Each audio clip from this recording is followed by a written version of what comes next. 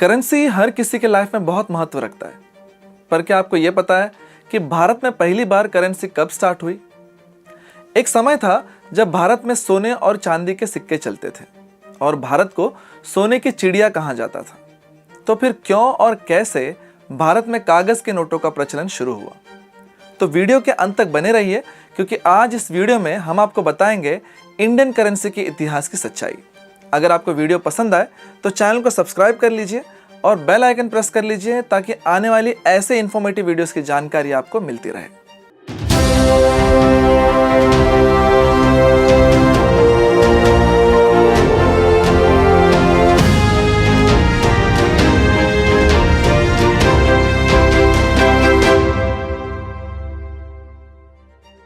Basically रुपए शब्द की उत्पत्ति संस्कृत शब्द रुपया से हुई है, जिसका अर्थ चांदी होता है, और बाद में रुपया शब्द का उपयोग मुहर लगे सही आकार के सिक्कों के लिए होने लगा। और यह सिक्के भारत में 17वीं शताब्दी तक चले। लेकिन जब यूरोपियन कंपनीज भारत में आई, तब उन्होंने प्राइवेट बैंक्स का निर्माण किया और तब से भारत में कागज के नोटों की शुरुआत हो गई। इंडिया की पहली कागजी मुद्रा कलकत्ता के बैंक ऑफ हिंदुस्तान ने 1770 में जारी की। भारत की यह कागजी मुद्रा 91 सालों तक चलती रही और फिर 1861 में अंग्रेजों ने पेपर करेंसी कानून बनाया और 10, 20, 50, 100 और 1000 रुपये के नोट जारी किए, जिस पर क्वीन विक्टोरिया की इमेज थी।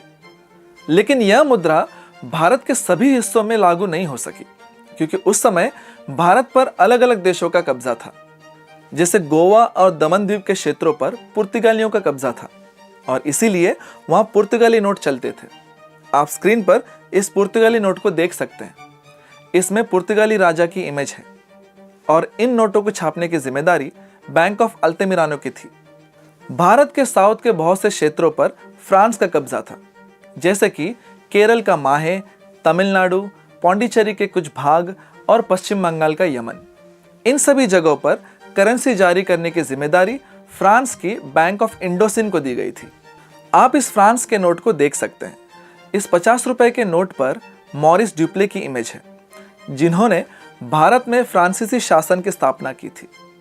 1917-18 में हैदराबाद के निजाम को खुद की करेंसी जारी करने का अधिकार दे दिया गया था, क्योंकि उस समय हैदराबाद अपने आप को हिंदुस्तान से अलग समझता था। प्रथम विश्व युद्ध में धातु के कमी के कारण मोरबी और ध्रंगधारा के रियासतों ने कागज के करेंसी नोट जारी किए और इस करेंसी को हरवाला कहा जाता था। और उसी प्रकार दूसरे विश्व युद्ध के दौरान भी धातु के कमी के कारण 36 रियासतों ने, जैसे कि गुजरात, राजस्थान, सिंध, बलूचिस्तान और मध्य प्रांतों ने सिक्कों के स्थान पर कागज के टोकन जारी किए। भारत में आरबीआई की स्थापना 1 अप्रैल 1935 में हुई, जिसके बाद आरबीआई को नोटों को जारी करने का अधिकार मिल गया। आरबीआई की पहली करेंसी 5 रुपए की नोट की थी, जिस पर किंग जॉर्ज V की इमेज थी। इस नोट को 1938 में छापा गया था।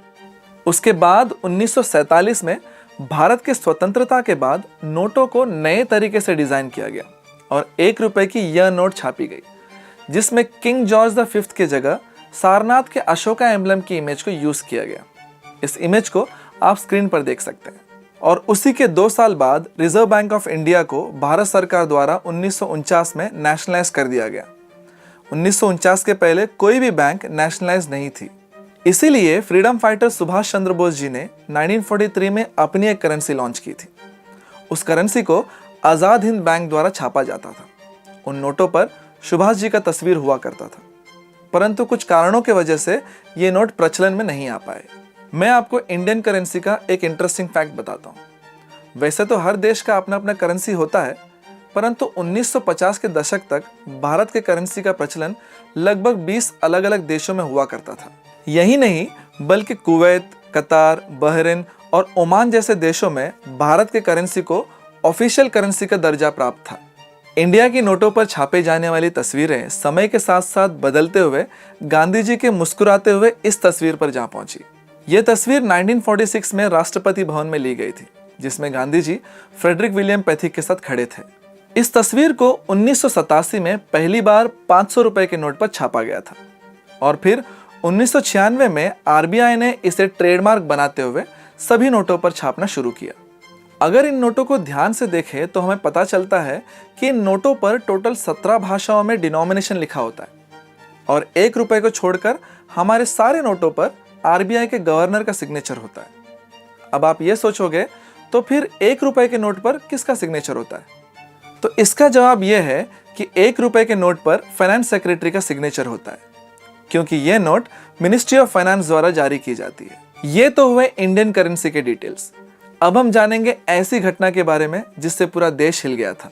8 नवंबर 2016 की रात भारत में डीमोनेटाइजेशन किया गया।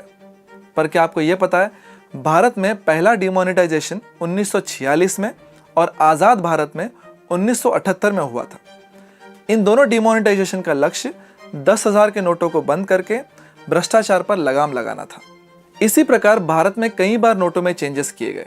उसी के साथ साथ नोटों पर की इमेजेस भी चेंज हुए, कभी किसी इवेंट को डेडिकेट करते हुए तो कभी किसी इवेंट से इंस्पायर होकर। उम्मीद करते हैं हमारे इस वीडियो से आपको बहुत कुछ सीखने को मिला। इसके अलावा इंडियन करेंसी के बारे में आपके पास और कोई जानकारी हो तो कमेंट सेक्शन में लिखकर बताइए। तो मिलते हैं अगले वीडियो में। धन्यवाद।